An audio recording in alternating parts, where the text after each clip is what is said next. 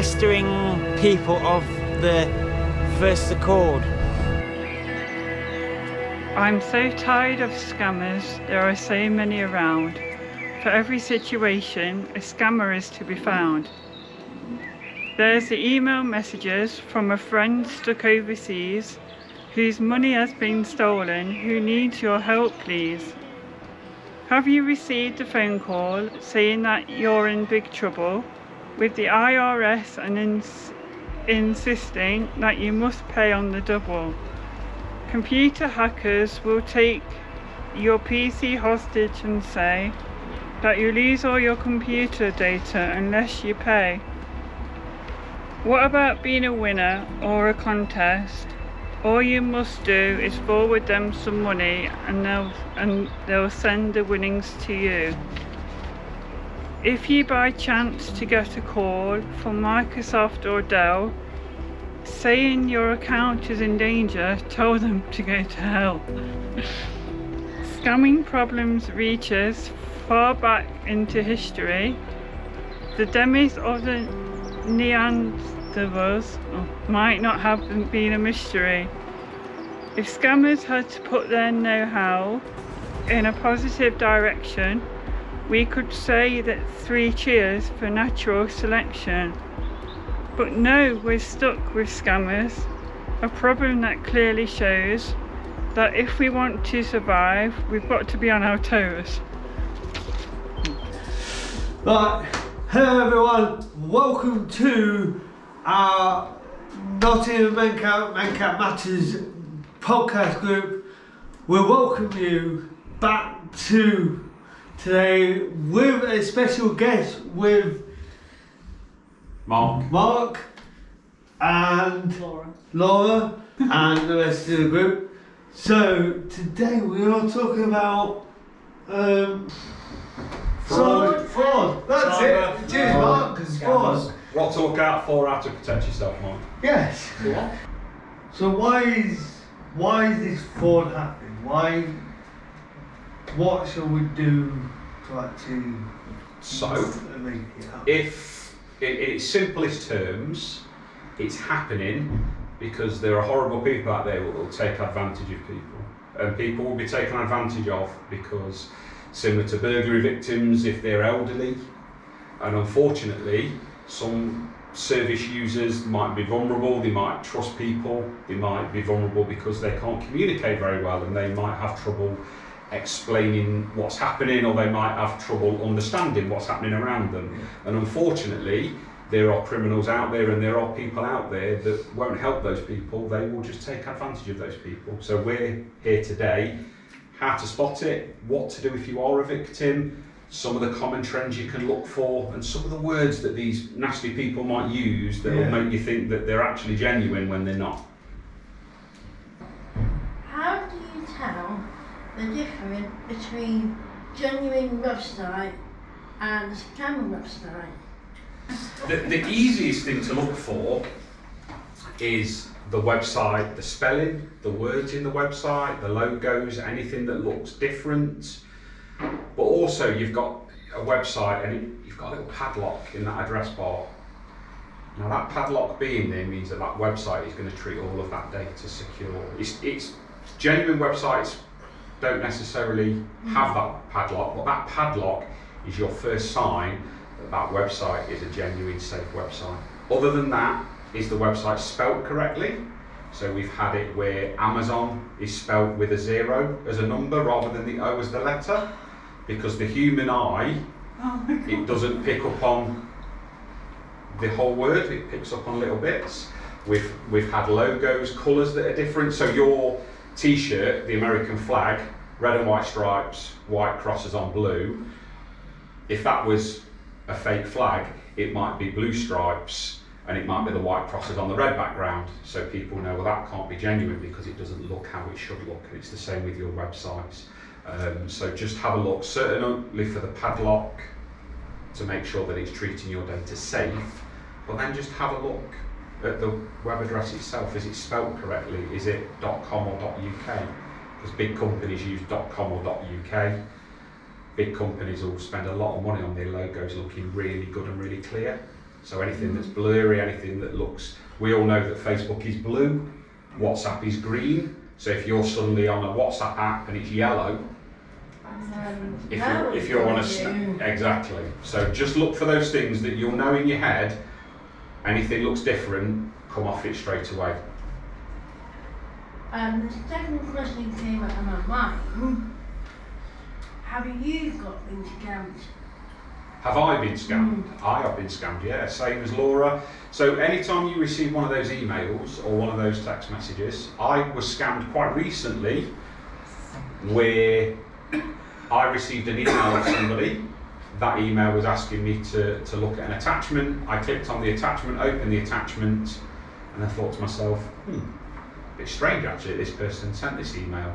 I then got a follow-up email to say the person who sent it had actually been a victim themselves, and the email that I got was a fraudulent email. So I had to then, as we teach people, check my PC for viruses, check my phone for viruses, clear it, wipe it, and then make sure that I'm logging in, change all my passwords, and then go and save. So even people that pretend that are supposedly experts or know what we're talking about, we can also, everybody can be a victim. Where do you report a scam if you find one? So you can report through the Action Fraud website. There should be a big button on it to say report fraud, I think, is it? Report fraud, yeah, there's two options. You go through it, it just asks you questions about what's happened, what information you've given, and then that information will be sent through to the police. So every week we get a spreadsheet emailed to us with all the frauds that have happened across the whole of Nottinghamshire, and then we go through them and review what might be a high risk fraud, a medium risk or a low risk, and pass them to whoever should deal with each level. We tend to deal with the high risk. We're the high risk, but do you know what I would also say with that, Laura, is also report it to the guys here, parents, grown-ups, family members. When we talk about reporting, a lot of the time it's Action Fraud or the police. And don't get me wrong, absolutely, if you've lost money, it's the police, Action Fraud. But report it, also report it to your friends, report it to other people, because it might be that somebody else is a victim of the same scam as you, and they didn't know that it was happening. Whereas what we say, or what we try to say to everybody, is share it. Because by letting people know, people can be aware in case they're a victim of the same thing. So your service managers, your group leaders, grown-ups, and if ever you're unsure, those guys can then look at the Action Fraud and do it for you, do it with you. We've now got that relationship where we might get an email one day to say, can you come in, because we've got a few people that have fallen victim to a couple of scams. So report it. My advice is shout it to as many people as you can that you trust. Good question. I call it a bubble. They want to keep you in this little fraud bubble. They don't want you to pop the bubble, and the best way to pop the bubble is by talking about it. Because we would say with the police, people say, I don't want to phone it to the police because I'm embarrassed. Don't be embarrassed. It's easy for me to say that, obviously, but honestly, we have heard everything. The embarrassment of reporting it lasts 5 seconds, 10 seconds.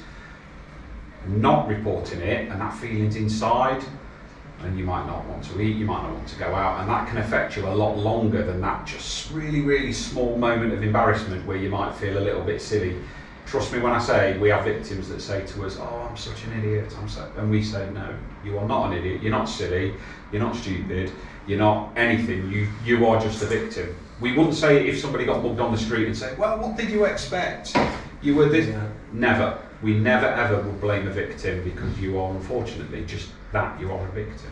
So don't be embarrassed, and if you ever do report it to the police and you want a female officer only, if it's a female victim, or a male officer only, you can say that when you report it as well. So if ever you do report it and you want, don't see me at home, I want to meet here in this centre, perfect. I've met victims in a library, in a cafe in the middle of the town centre, anywhere at all that you are comfortable, because you are in control. What kind of things might be fraud? What do we need to look out for?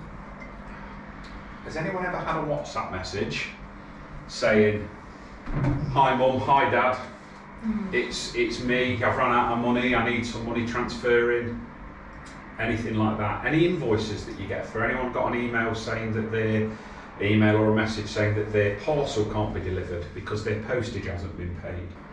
So fraud now, it can be on everything. It can be a text message, because a criminal will send a message to thousands of people just in the hope. The reason why they call it phishing is because for those that go fishing, like me, you put your rod out and you just see your nibbles, and that's exactly what it is. So you're looking for anything that you don't recognise. If you're unsure about anything, come in, speak to somebody, speak to parents, grown-ups at home. It can be everything. We've seen it all from HMRC to WhatsApp messages to emails to parcel deliveries to people knocking on your door. Yeah. Is a new one. Or even having a knock on the door from a random person saying, one of your roof tiles has come off, we'll fix it for you, that'll be £2,000. And people will pay it because they think, the roof tile might have come off, I can't tell, this guy's a professional. They'll pay the money and have the roof tile fixed, and they've lost out by rogue traders. So anything at all, essentially with fraud, is trust your gut, trust what's in there. If it doesn't seem right, assume it's not and get it checked. And also be really careful on social media. Don't accept friend requests from anybody that you don't know. Sometimes you might get a random message from someone saying, I really liked your post on the community page the other day, you look really pretty, or you're really good looking, let's have a chat on another app or another website, and then you go and talk to them on there, they get to know you, they might start asking for money. Never give money to anybody that you don't know. I guess online, what do you guys think the dangers are of online? Anyone got any ideas? One of them is banking, isn't it? Banking's a massive one, but even before banking, you start talking to, let's say... Use for example. Yeah, okay. You might talk to, I don't know, Karen for example, but on the other side it's a bloke. Yeah. Anyone knocks on your door, ask for their card, whether they work for the police, whether they work for the gas board, the electricity, whoever it is, ID badges. they will always have, what was that, did you just say? An ID badge. That's the biggest thing, and if they refuse to show you that, then that door stays shut. Should you answer your phone if you get a call from an unknown number? No, is the simple answer. If you don't know them, let it ring. They'll leave a message if it's important. If they leave a message, have a listen. If you recognise the voice to be your mum, your dad, or another friend or family member, then try and call them back. Best thing to do, anyone phones you wanting to move your money, wanting your cards and your PIN numbers, do not trust that phone call. But what I would say as well, if you receive a call from a scammer, don't ring them back straight away, don't ring a number back straight away. Sometimes what they can do is they can leave the line open. We say take 5. So end the call, disappear, go and have a cup of tea for 5 minutes, cup of coffee, have a think about it. Or even get another phone and ring the genuine numbers. So ring 39s or 101, or if it's someone pretending to be the bank, ring the number off the back of your bank card and say, I've had this phone call, this is what they've said, can you confirm if this is genuine or not? And they will tell you yes or no. Same with romance scams that we see a lot of them. Unfortunately, a lot of vulnerable people get taken advantage of by people saying, oh, we've been talking online, we're boyfriend and girlfriend, we're husband and wife, you need to support me, you need to send money, you need to do this, that and the other. Again with that, it's looking out for these keywords. Anybody online that says they're your friend and you've never met them, or even if you have met them and you're just not sure, be really, really careful here. Just because somebody says that you're their friend doesn't mean that you then need to give them money or help them with things that you don't feel comfortable doing. Anyone asking you to keep it a secret, that's a big warning sign. We're friends but don't tell anyone. We're in a relationship but don't tell people because they won't believe you. It's not about believing, it's about them not wanting somebody to tell you that you're being unfortunate, you're being scammed or you're being a victim. What do the fraudsters do to try and gain your trust? How do they try and make you feel?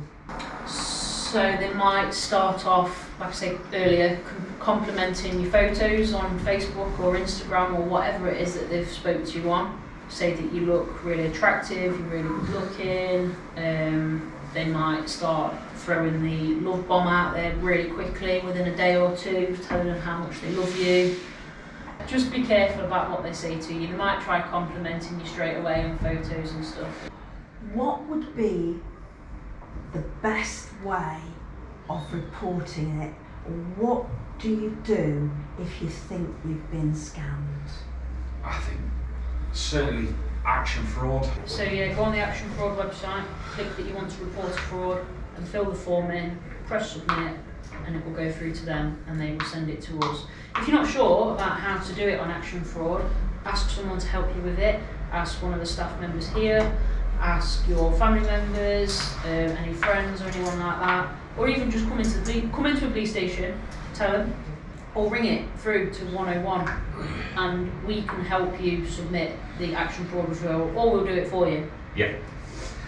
But we're also here to help you. Yeah. And if you just want an informal discussion, you want to check your thinking, we all need to do that, just have a chat. Never wasting our time. Thank you very much, guys. For coming to visit us and telling us